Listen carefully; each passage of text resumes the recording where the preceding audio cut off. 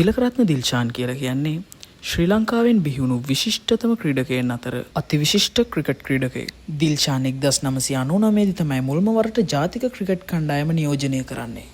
මුල් කාලයේදී සුපිරි පන්දු රකින්නෙකු විදියට ජාතික කණ්ඩායම නියෝජනය කරන තිලකරත්න දිල්ෂාන් පසුව ආරම්භක පිතිකරු විදියටද කණ්ඩායමට විශාල කාර්යභාරයක් ඉටු කිරීමට දිල්ෂාන් සමත් වෙනවා. ඒ විතරක් නෙමෙයි, සමහර අවස්ථාවලදී කණ්ඩායමේ කඩළු රකින්නා විදියට තිලකරත්න දිල්ෂාන් කටයුතු කරලා තියෙනවා. ඔහු ටෙස්ට් තරඟ 87ක්, එක්දින තරඟ 330ක් සහ 20/20 තරඟ 80ක් සඳහා ශ්‍රී ලංකාව නියෝජනය කරලා තියෙනවා. ඔහු තම ටෙස්ට් දිවියේ වැඩිම ලකුණු ලෙස ලකුණු 193ක් එංගලන්තයට එරෙහිව ලෝඩ්ස් පිටියේදී වාර්තා කරන්නට 2011 වසරේදී සමත් වෙනවා.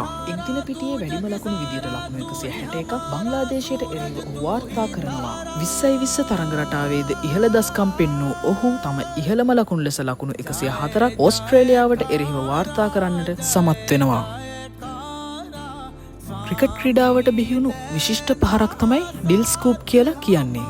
20/20 තරඟ රටාවේ ගොඩක් ජනප්‍රිය වුණු මෙම පහර ක්‍රිකට් ක්‍රීඩාවට හඳුන්වා දෙන්නේ අපේ තිලකරත්න දිල්ෂාන්. ලකුණු 500කට අධික ප්‍රමාණයක් ලබා ගනිමින් 2011 ලෝක කුසලානයේදීද ශ්‍රී ලංකාව නියෝජනය කරපු හොඳම ක්‍රීඩකයා වෙන්නේ අපේ දිල්ෂාන්. දිල්ෂාන් කියලා කියන්නේ දක්ෂ පිතිකරුවෙක් විතරක්ම නෙමෙයි.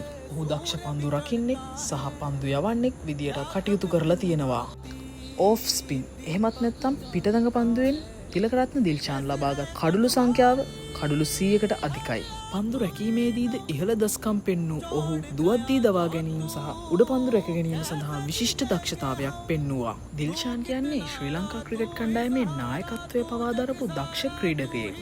විශේෂයෙන් 2011 සහ 2012 වර්ෂවලදී තමාගේ නායකත්වය යටතේ ශ්‍රී ලංකා ක්‍රිකට් කණ්ඩායමට විශිෂ්ට ජයග්‍රහණ රැසක් ලබා ගැනීමට මඟ පෙන්වන්නේ තිලකරත්න දිල්ෂාන්. 2009, 2010 සහ 2011 වසරවල ලෝකයේ හොඳම ක්‍රිකට් කණ්ඩායම විදියට පිදුම් ලබන්නේ ශ්‍රී ලංකා ක්‍රිකට් කණ්ඩායම. දිල්ෂාන් කියලා කියන්නේ ඒ සඳහා විශාල දායකත්වයක් ලබා දීපු ක්‍රීඩකයෙක්. ඉතින් අවසාන වශයෙන් ක්‍රිකට් ඉතිහාසයේ වර්ණවත් කරපු තිලකරත්න දිල්ෂාන් වගේ දක්ෂ ක්‍රීඩකයන් තව තවත් බිහි වෙලා ලක්මාතාවට ජයග්‍රහණ රැසක් අරගෙන ඒවි කියන බලාපොරොත්තුව ඇතුව අදට අපි සමුගන්නවා. ඉතින් ආය දවසක හමුවෙමු අලුත් වීඩියෝ එකකින්.